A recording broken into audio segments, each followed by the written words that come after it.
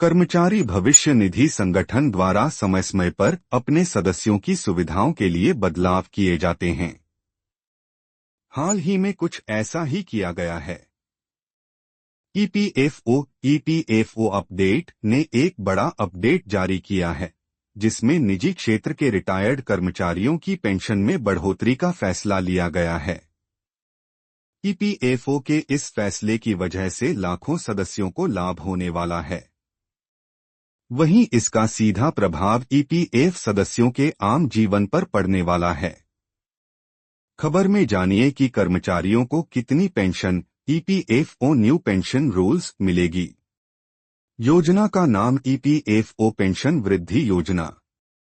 लाभार्थी ईपीएस के तहत पंजीकृत कर्मचारी और पेंशन भोगी।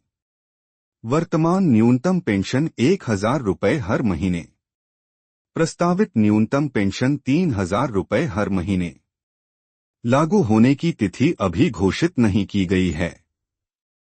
आवेदन प्रक्रिया ऑनलाइन पोर्टल पर। जरूरी डॉक्यूमेंट्स यूएएन, आधार कार्ड, बैंक खाता विवरण। संपर्क 1800-118-005। ईपीएफओ ने हाल ही में अपनी पेंशन स्कीम में कई तरह के बदलाव किए हैं, जिसकी वजह से employees pension scheme EPF scheme के अंतर्गत दी जाने वाली बेसिक पेंशन की राशि को बढ़ाया जाने वाला है। सरकार की इस योजना के तहत पेंशन भोगियों को आर्थिक मजबूती दी जाने वाली है, जिसकी वजह से उन्हें एक बेहतर जीवन की प्राप्ति हो सके। फिलहाल ईपीएफ स्कीम बेनिफिट्स की इस योजना के तहत कर्मचारियों को हर माह 1,000 रुपये न्यूनतम पेंशन दी जा रही है। फिलहाल सरकार बढ़ती महंगाई को देखते हुए ही यह फैसला ले रही है। इसकी वजह से ईपीएफओ ने इस राशि को बढ़ाने का फैसला लिया है। माना जा रहा है कि ईपीएफओ के इस प्रस्ताव के आधार पर कर्मचारियों की न्यूनतम मासिक pension minimum pension under EPF को 1,000 रुपये से बढ़ाकर 3,000 रुपये कर दिया जाएगा। सरकार के इस फैसले की वजह से लगभग 65 लाख पेंशन भोगियों एम्प्लॉई पेंशन स्कीम ईपीएस को लाभ होने की उम्मीद है।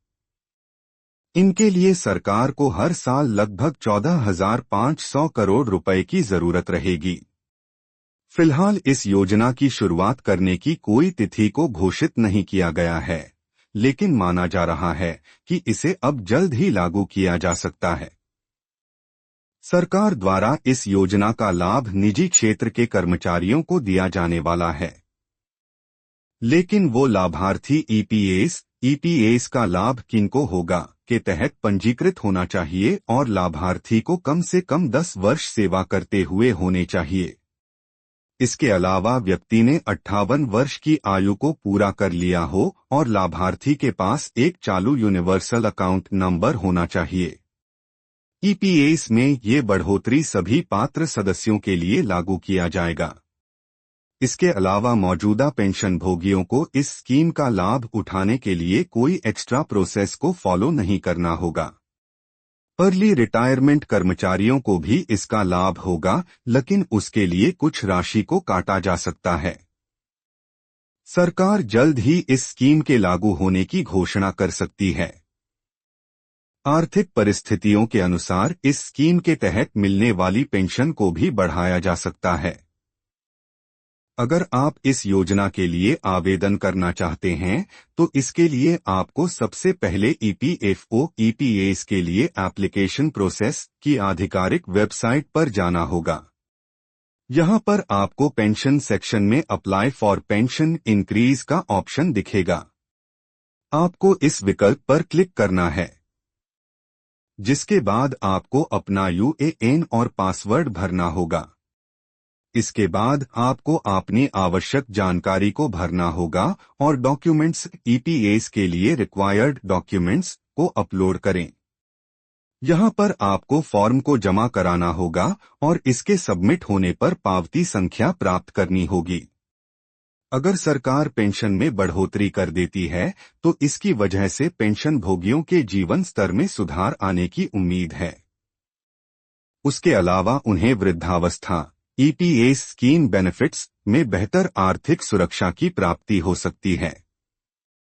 संघ के इस फैसले की वजह से पेंशनभोगियों की क्रय शक्ति बढ़ेगी, जिसकी वजह से अर्थव्यवस्था की गति भी सुधरेगी।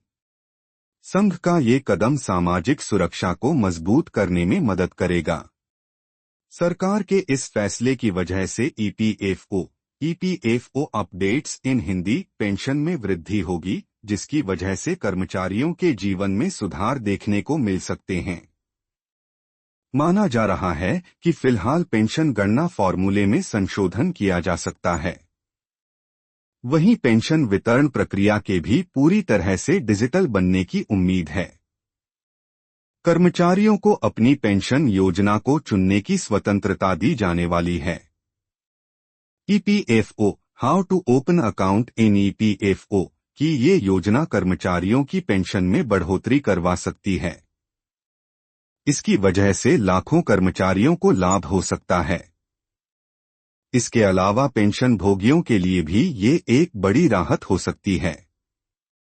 इसकी वजह से न उनके जीवन स्तर में सुधार होगा, बल्कि उन्हें वृद्धावस्था में बेहतर आर्थिक सुरक्षा मिल सकती है।